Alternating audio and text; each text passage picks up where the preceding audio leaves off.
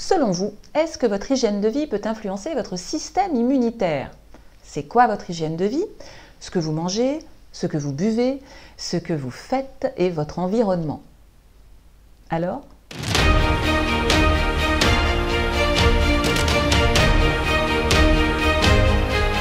Eh bien oui, évidemment, ça a tout à voir avec votre système immunitaire. Parce que votre corps ne peut rien inventer. Il ne peut que transformer ce que vous lui donnez. Et figurez-vous qu'actuellement, mon équipe et moi-même, nous travaillons sur une formation pour vous apprendre à perdre du ventre. Nous faisons le tour de toute la littérature scientifique pour vérifier les différentes hypothèses et vous donner les preuves de ce qui marche vraiment. Pour tout savoir sur cette formation et les autres à venir, abonnez-vous à la chaîne et cliquez sur la petite cloche pour avoir les notifications. Alors on se rend vite compte que notre tour de ventre, surtout s'il est proéminent, est directement lié avec l'inflammation. L'inflammation, c'est un état normal, naturel du système immunitaire. Mais l'état inflammatoire, lui, va être lié avec des complications en cas de virus. Et ça, en ce moment, ça nous intéresse. Par exemple, si vous souffrez de diabète de type 2, de maladies cardiovasculaires, de maladies auto-immunes ou de maladies chroniques, eh bien, il y a des études qui nous montrent que la comorbidité est augmentée. C'est-à-dire que les complications sont plus risquées. Il existe 2 méta-analyses à ce sujet, en 2009 et une de 2016. Et une méta-analyse, c'est quand même quand on regarde toutes les analyses, toutes les études scientifiques qui ont été faites sur ce sujet. Et en l'occurrence, le sujet, c'est H1N1 et coronavirus. Et ces études montrent que ces conditions particulières avec état inflammatoire ont un risque plus élevé de complications en cas d'infection de virus. Ce qui veut dire tout simplement que ça abaisse votre capacité immunitaire pour vous défendre. Alors tout ça pour vous dire que oui, votre hygiène de vie, elle doit absolument être nickel si vous voulez avoir des forces de défense et éviter les complications. Le plus urgent, vérifiez que vous n'êtes pas en carence de vitamine B12. Alors attention, cette vitamine, elle est surtout présente dans les produits animaux. Si vous êtes vegan, végétalien, que vous mangez peu de viande, je vous en félicite. Bravo à vous. Mais est-ce que vous êtes supplémenté en vitamine B12? Parce qu'elle est indispensable pour le système immunitaire. Et malheureusement, elle fait cruellement défaut aux véganes. Ben oui, on la trouve surtout dans les viandes. Mais si vous n'êtes pas carencé en B12, a priori, ça ne sert à rien de prendre un complément. Les études ne montrent pas d'effet particulier en prenant en plus. Comment savoir si vous êtes carencé en B12? Alors, il faut cumuler plusieurs symptômes. Ce n'est pas parce que vous êtes fatigué que vous êtes carencé en B12. En revanche, quand on est carencé en B12, il y a de grandes chances pour qu'on soit fatigué. Ça, oui. Regardons tous les symptômes d'une carence en B12. Si vous en cumulez plusieurs, il va peut-être falloir en prendre un peu. La vitamine B12, sa carence est problématique mais pas systématique. Vous risquez d'être carencé si vous êtes végétarien, une personne âgée, si vous avez été opéré de l'estomac ou de l'intestin grêle, si vous consommez trop d'alcool ou de tabac, si vous êtes anémié, atteint de la maladie de Biermer, en hypochloridrie, si vous avez un hélicobacter pylori ou une parasitose intestinale. Est-ce que vous cumulez plusieurs signes de carence, comme la fatigue générale, la perte d'appétit, une anémie mégaloblastique, un taux d'homocystéine élevé sur vos analyses sanguines, une névrite optique, la perte de mémoire, des sensations de brûlure cutanée, l'humeur instable, la langue dépapillée ou une dépression? Ensuite vient la vitamine D. Alors là, les études sont flagrantes. La population mondiale est carencée, plus de 50% selon une étude, et les Européens seraient carencés, selon les experts qui nous disent que le taux devrait être entre 40 et 70 nanogrammes par millilitre de sang, 90% des Européens seraient carencés, surtout en hiver, et l'été pour ceux qui ne s'exposent pas au soleil. Un peu d'autodérision, oui, c'est moi, au mois d'avril, et effectivement, je ne suis pas équipée pour la plage. Vous avez le droit de vous moquer. Ici, la vitamine D montre vraiment un intérêt d'être prise en supplémentation, même si vous n'en manquez pas. Alors bien sûr, vous pouvez vérifier votre taux pour savoir combien en prendre, mais les études montrent aussi que prendre des ampoules, c'est-à-dire une grosse dose d'un coup, est moins efficace que prendre des doses quotidiennes plus petites. En plus, les grosses doses ne sont pas terribles pour les reins. Si vous êtes en insuffisance rénale, pas de complémentation en vitamine D. La carence en vitamine D amène plein de symptômes, voire jusqu'à certaines maladies. Alors, c'est vite vu, quasiment tout le monde est carencé en vitamine D, donc il est temps de regarder votre taux sur une analyse sanguine, bien sûr, mais aussi de vous complémenter du coup, puisque là, elle va avoir un impact direct sur votre système immunitaire. En plus, ce n'est pas vraiment une vitamine, c'est une préhormone. Et puis, figurez-vous qu'il faut du cholestérol pour pouvoir synthétiser cette vitamine D, grâce au soleil évidemment, parce que l'alimentation n'en apporte que 5% de nos besoins. Donc ça couvre pas grand-chose. Et quand je dis l'alimentation, c'est surtout le foie de morue. Alors oui, nos grands-mères nous faisaient boire de l'huile de foie de morue avant d'aller à l'école. Elles avaient raison pour ça. Mais là, on n'a plus tellement envie de manger du foie de morue tous les jours. Alors l'idéal, c'est de s'exposer un peu au soleil, donc 20 minutes aux heures les plus chaudes si possible, ne pas avoir de coup de soleil, mais ne pas mettre de crème ni de vêtements sur la majeure partie de notre corps pour que ça puisse être synthétisé. Encore faut-il avoir du cholestérol. Parce que si vous faites baisser votre taux de cholestérol avec des statines, par exemple, eh bien vous synthétisez moins bien la vitamine D. Pareil, si vous prenez des laxatifs, ça empêche la synthèse de la vitamine D. Donc, beaucoup d'entre nous ont besoin de prendre des doses de vitamine D tous les jours. Certaines études montrent que les maladies chroniques, les maladies auto-immunes surtout, seraient consommatrices de vitamine D. Ce qui veut dire qu'en fait, votre corps en a besoin encore plus que les autres. Revenons maintenant sur votre hygiène de vie. Est-ce que vous mangez bio? Je sais, certains d'entre vous n'y croient pas. Mais là, c'est plus une question de croyance. Est-ce que votre système immunitaire est attaqué par des pesticides, des herbicides, des fongicides? Est-ce que votre alimentation a tendance à être toxique et bourrée de métaux lourds ou pas? Parce que la vraie question, elle est là.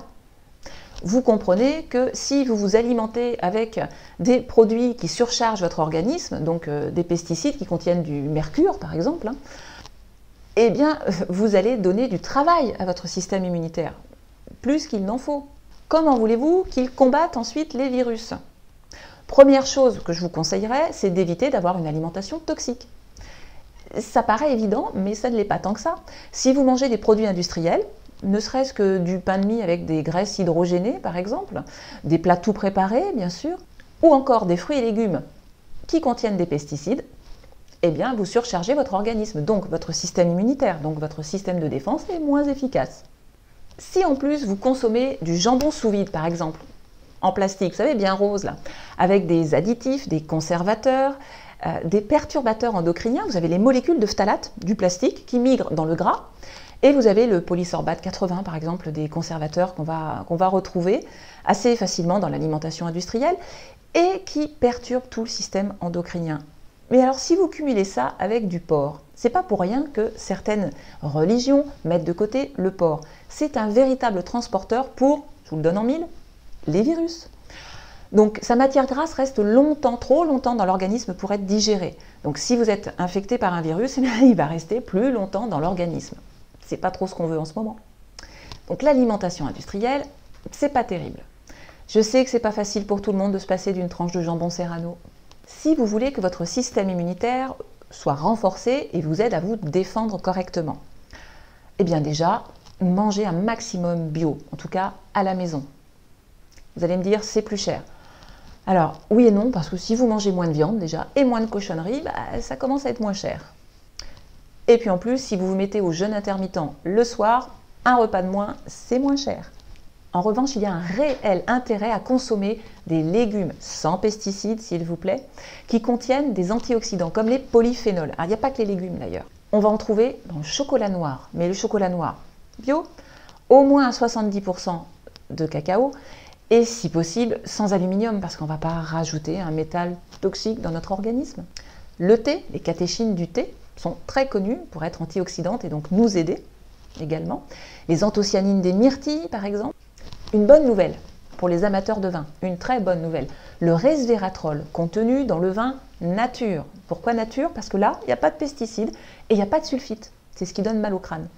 Donc le vin nature, un verre de vin le midi et stop, pas plus. Eh bien ça, c'est le fameux paradoxe français et ça va être protecteur. Donc oui.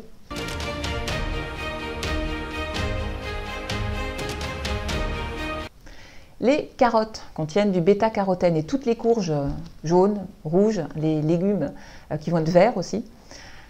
Là, vous trouvez des vitamines et des minéraux et des antioxydants qui nous intéressent. Allez chercher les légumes de nos régions. sans pesticides. Je le répète, mais il faut que ça rentre. Et ceux qui me disent « oui, mais le champ du voisin il est contaminé parce que l'autre il utilise des pesticides », il vaut mieux avoir un petit pourcent de pesticides que 100% d'un champ qui a été totalement contaminé. Ça fait une grosse différence.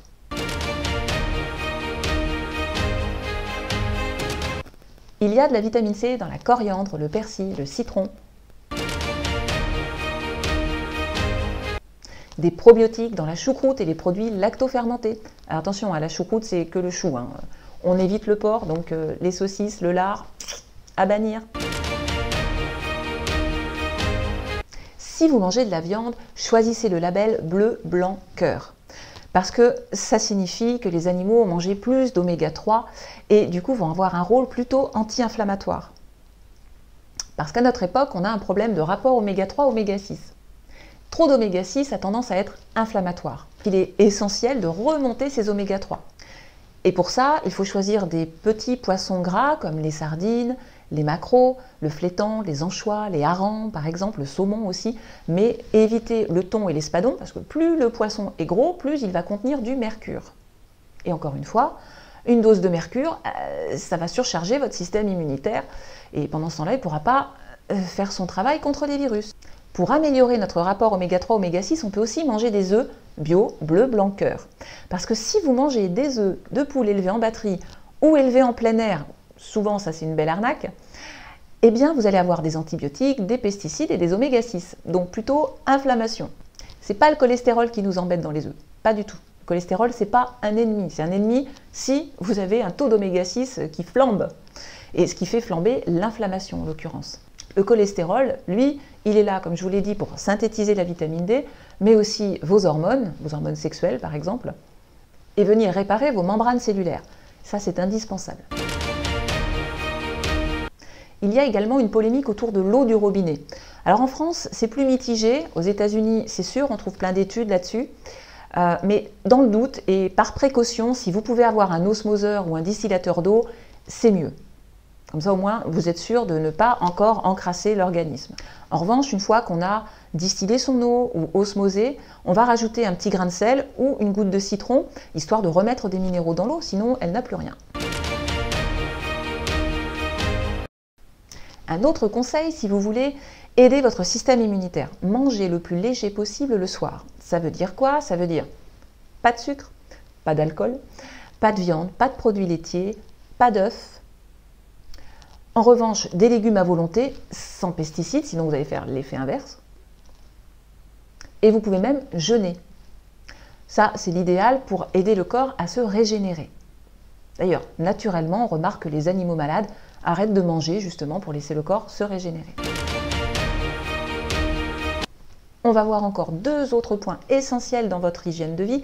Un, le cycle circadien. Deux, la gestion du stress. Le rythme circadien, il intervient directement sur le système immunitaire. Alors c'est autant les heures à laquelle vous allez manger certaines choses, mais aussi votre rythme de sommeil et votre récupération. Les cellules immunitaires sont naturellement programmées en fait par le cycle jour-nuit et par nos hormones qui captent par le biais de la rétine la lumière du jour en l'occurrence. Et à partir de là, nous avons des cycles hormonaux spécifiques et du coup selon ce que vous mangez, les heures que vous mangez, les heures où vous dormez et la capacité de récupérer pendant le sommeil sont déterminantes pour votre immunité. Alors le conseil, c'est évidemment d'essayer de vous coucher avant minuit, voire pour certains, les heures entre 22h30 et minuit seraient les meilleures heures pour récupérer. Et puis de dormir au moins 6 heures. Donc si vous avez un problème d'insomnie ou de récupération de sommeil, la mélatonine peut vous aider. C'est un antioxydant des neurones et elle permet une meilleure récupération pendant les heures de sommeil. Et puis le stress. Alors le stress peut être psychique bien sûr, mais aussi physico-chimique. C'est-à-dire induit par l'alimentation, s'il y a des produits chimiques dedans. C'est encore une raison de plus pour améliorer le choix de notre nourriture et d'éviter les pesticides et l'alimentation industrielle. Je suis désolée, mais c'est comme ça. Quant au stress psychologique, là, notre société moderne nous demande d'avoir des outils de gestion du stress, que ce soit la méditation, la sophrologie, la relaxation, le massage ou tout autre outil qui nous permet d'apaiser notre système nerveux. C'est indispensable de faire ça au quotidien Cultivez la joie de vivre et l'humour, non parce qu'entre nous. Le sens de l'humour est défectueux chez certaines personnes. Où est passée votre âme d'enfant? C'est pas parce qu'on a le sens de l'humour et qu'on dit des conneries qu'on n'est pas responsable et qu'on n'a pas de connaissances. Soyez cynique, ayez de l'autodérision, de l'humour noir, peu importe, mais riez tous les jours. C'est hyper important pour votre système immunitaire. Il y a des études qui montrent que rire influence positivement votre immunité. En tout cas, ce qui est sûr, c'est que pour votre système immunitaire, rire est plus intéressant que d'avoir peur. Alors pour terminer, voyons les compléments alimentaires qui pourraient nous aider. Alors attention, parce que certains vont en profiter pour vous vendre tout et n'importe quoi, et certaines choses ne sont pas forcément utiles. En revanche, oui, la vitamine D, ça, elle va être utile. Si vous êtes en carence de B12, il va falloir en prendre. La carence en zinc peut être problématique aussi, donc attention à ne pas être carencé. Les hommes sont souvent plus carencés que les femmes, mais en même temps, on a remarqué que les femmes qui avaient des problèmes de peau ou de l'endométriose avaient une carence en zinc. Donc le zinc peut être bienvenu à ce moment-là. En plus, il joue un rôle sur l'humeur, donc ça peut vous permettre d'être un peu moins déprimé, ce qui est plutôt pas mal en ce moment. Et puis en faisant le tour, alors on va trouver la propolis aussi, les tisanes de thym, de romarin. Donc vous l'avez compris, mangez mieux, mangez moins intoxiqué, mangez plus de vitamines, d'antioxydants, de minéraux, etc. Donc de légumes en priorité. Ne vous ruez pas sur les fruits qui sont pleins de sucre aussi, pour la plupart. Donc les petites baies comme myrtille, cassis, ça oui, les mûres aussi, éventuellement les framboises. Mais évitez les fruits bourrés de sucre. Donc plus il y a de sucre, en fait, plus votre système immunitaire va peiner. On va trouver en pharmacie des EPS, des extraits de plantes standardisés, d'échinacées et de cyprès. Si vous commencez à avoir des problèmes de respiration, justement, autant la vitamine C va être super utile, mais le cyprès aussi, c'est connu, pour aider en cas de toux. Et donc vous comprenez qu'il n'y a rien de mieux que d'aider votre système immunitaire en jeûnant le soir, en dormant le plus tôt possible également. Pour avoir plus d'informations, je vous invite à vous abonner à notre chaîne et puis à cliquer sur la petite cloche pour recevoir les notifications dès qu'une autre vidéo sort. Faites les bons choix, prenez soin de vous et à bientôt. Le méthode c'est mieux pour la santé.